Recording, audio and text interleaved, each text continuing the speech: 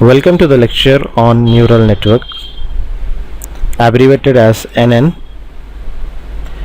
In the entire subject, we'll be studying about the introduction to the neural networks, description of biological neuron, mathematical model of artificial neural network, classification of it, different neuron models that are available, and basic learning laws that govern the neural network. We'll also be studying about activation and synaptic dynamics of neural networks, pattern recognition tasks, feed-forward neural networks, and feedback neural network. These topics will be covering in the entire subject of neural networks.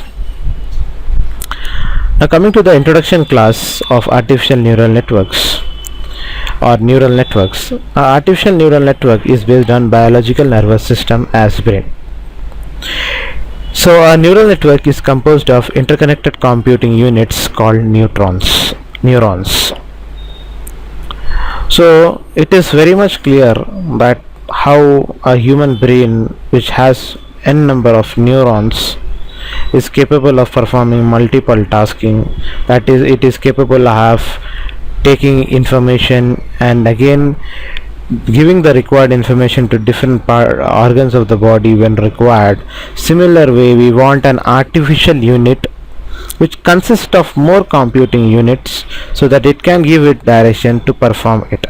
So such particular network that is artificially developed, which we called it as neural network, and a combination of networks we refer it as neural networks. Okay, so similar how our brain is performing, we are also trying to develop that kind of network artificially by having different computing units. Now what is the need of this artificial neural network? So there are basically two reasons that we require this neural network.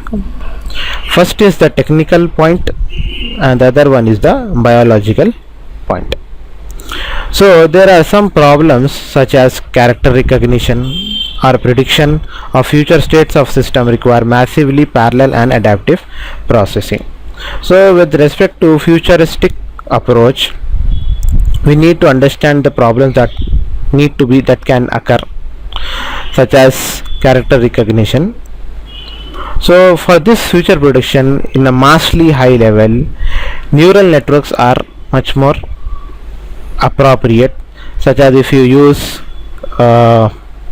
SVM algorithms, KNN algorithms, which are nothing but a type of neural network only, which are helpful in predicting various futuristic scopes in various fields, especially in medical, like in heart diseases, cancer treatments, etc. These can be used. Now coming to the second point, that is the biological point. This can be used to replicate and simulate components of human brain, thereby giving us insight into natural information processing. So this type of networks and their data can be used so as to iterate the same thing with the upcoming people. Especially this is mostly used in biomedical field, as whatever the things that are been occurring to the patients, so taking the data of their, so for example, if you take their sugar data, BP data, and their pulse rate data for a regular period, say for a 1 year, and if we process that data in neural algorithms such as KNN, SVM algorithms, okay, and ANN algorithm is also there. That algorithm, if we implement in this algorithms, we can be able to give a brief view that in the coming years the patient can suffer from this kind of diseases, and so he should be taking this particular precautions.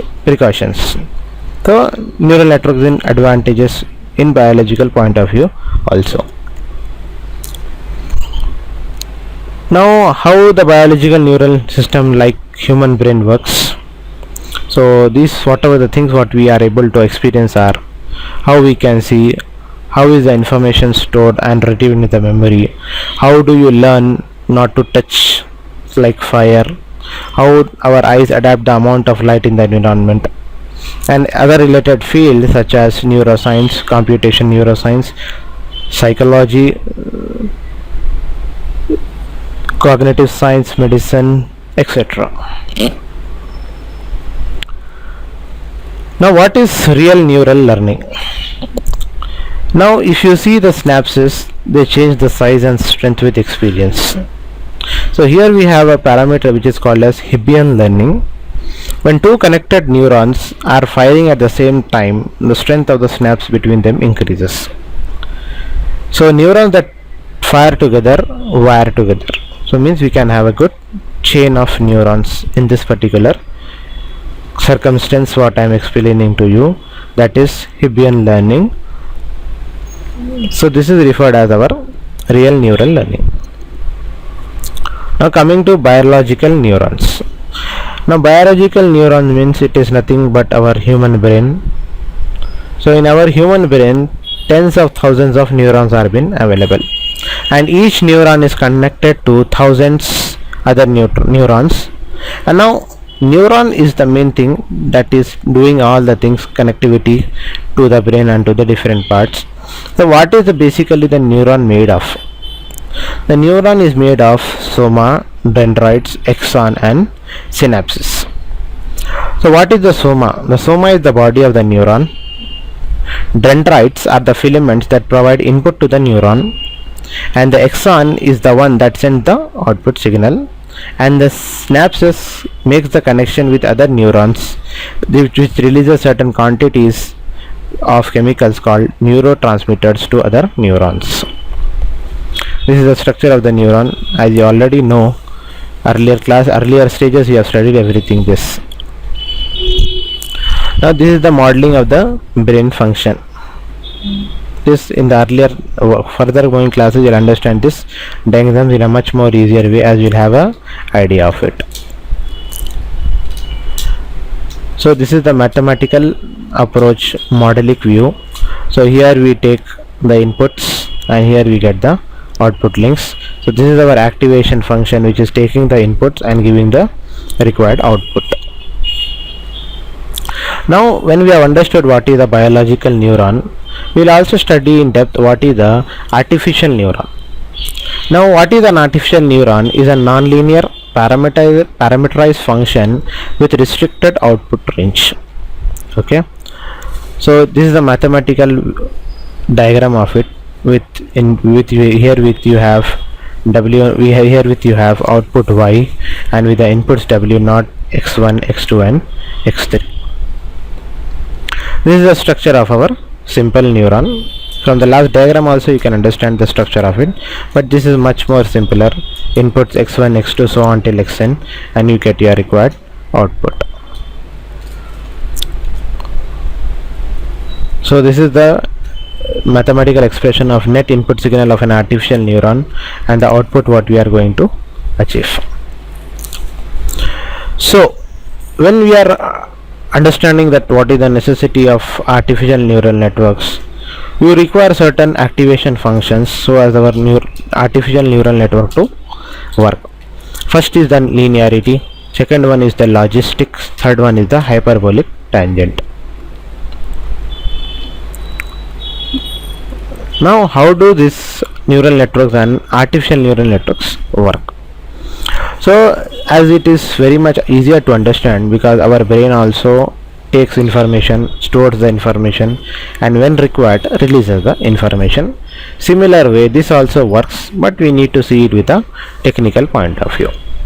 The first information is transmitted as a series of electric impulses which are called as spikes. Then the frequency and phase of these spikes encodes the information.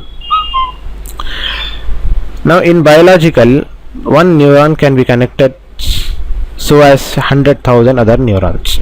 Usually a neuron receives information from other neurons in a confined area.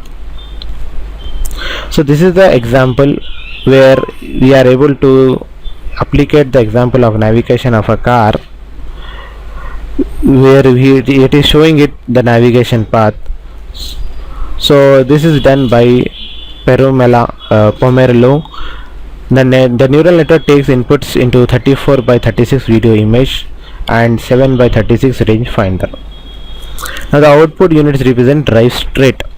turn left or turn right. After training about 40 minutes on 1200 road images, the car drove around CMU campus at 5 kilometers per hour using a small workstation on the car. This was almost twice the speed of any other non-NN algorithm at the time. So things can be trained to work in this particular manner, so that we can have numerous applications on which we can work and which we can use in our day-to-day life. Similar way, you have here automated driving at 70 miles per hour on a public highway.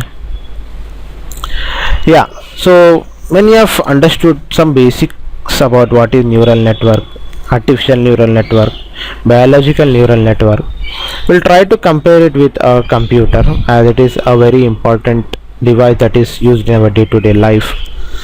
For example, the comparisons what we are doing or considerations what you are seeing would be greater than example is here you have one CPU, here you have highly processing network or a processor, fast processing units, here you have slow, reliable units, unreliable units, static infrastructure, and here you have dynamic infrastructure.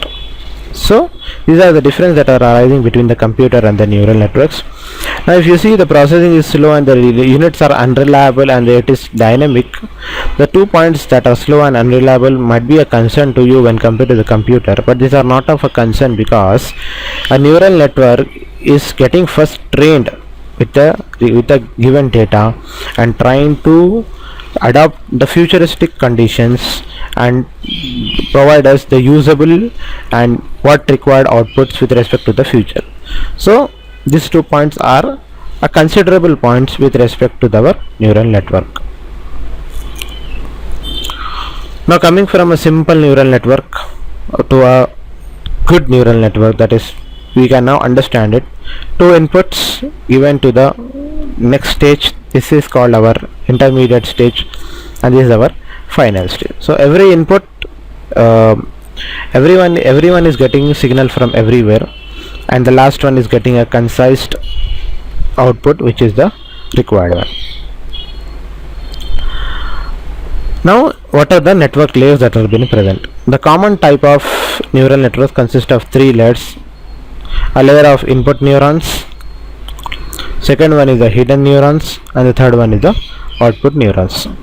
So this is the input neurons, these are your hidden neurons, and the last one are your output neurons. Okay,